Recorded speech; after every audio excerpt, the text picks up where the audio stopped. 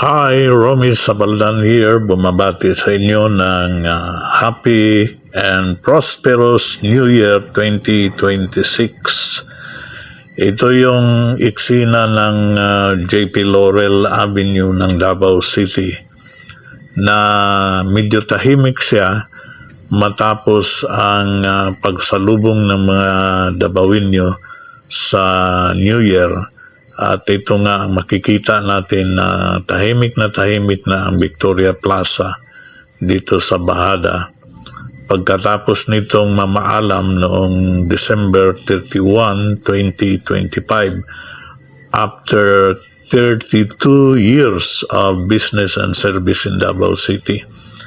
At yon ang huling paalam niya sa mahabang taon na siya nga ang pinakaunang pinakamalaking mall dito sa buong Davao City.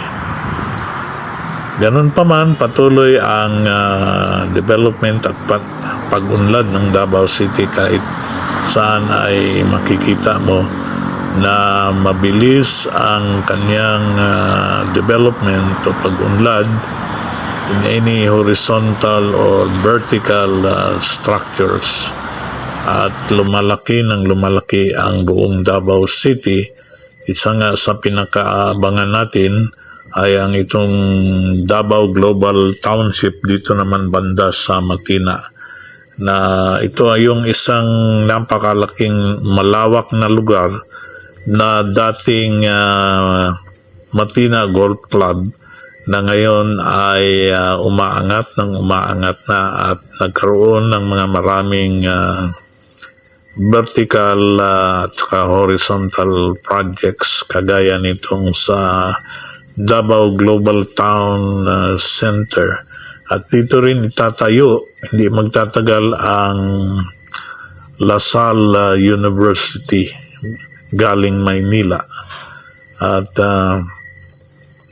patuloy ang kanyang development kahit na medyo paisa-isa lang o dalawa o tatlong mga buildings na itinatayo, pero ito ay patuloy at hindi magtatagal ay parang ang Davao City na magiging number 1 growth center. Noon pa man, tayo na ang Center of Trade and Development dito sa buong Mindanao.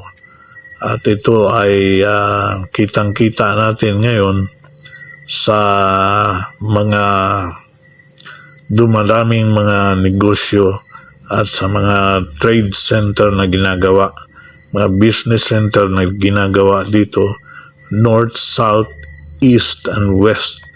Bukod pa sa napakaraming mga infrastructure projects na ginagawa ng ating national and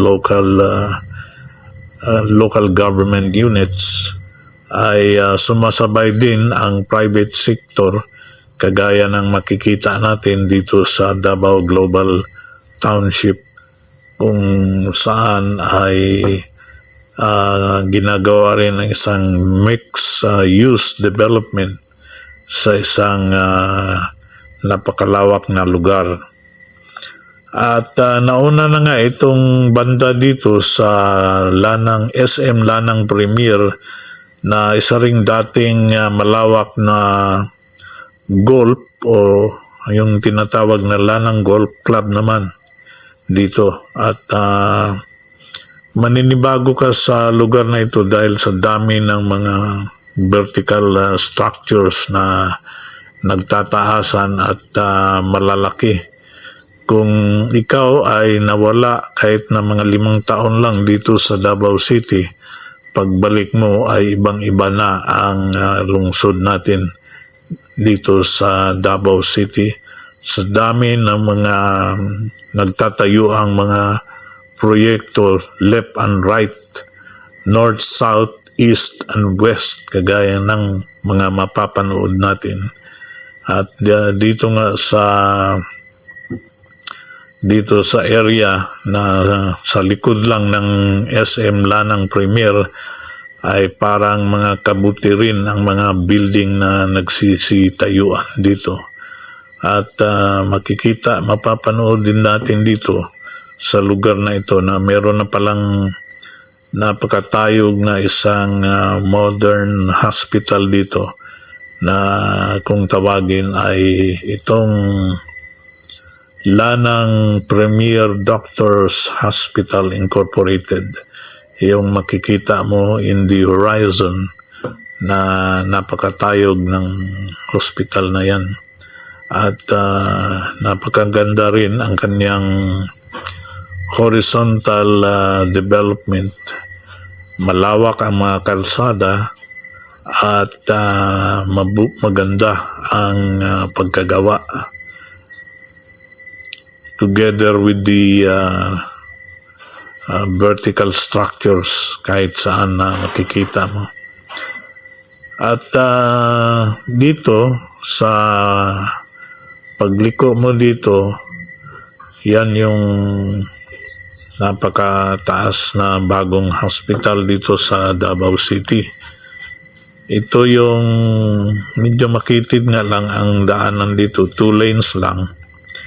Ito naman ay palabas papuntang Rafael Castillo Street, kung saan doon mo rin matutunghayan ang mga naglalakihang mga projects kagaya ng Davao Coastal Road, kung saan dito ang magiging entry-exit on the western and southern areas of the 18 kilometers Davao Coastal Road, kung saan malapit din ang ginagawang Samal Island Davao City Connector Bridge, ang mahabang unang sea cruising bridge na ginagawa ngayon at patuloy na ginagawa.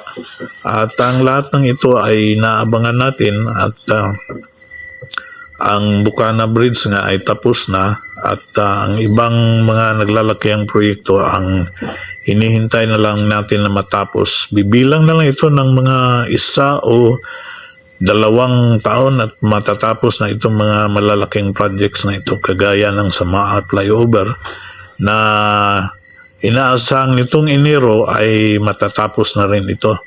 At yung iba ay bibilang pa ng 1 hanggang 3 taon at makikita na natin itong mga naglalakihang projects sa Davao City. So hanggang dito na lang muna at ako'y magpapaalam. Happy New Year at maraming salamat sa inyong patuloy na pakikinig.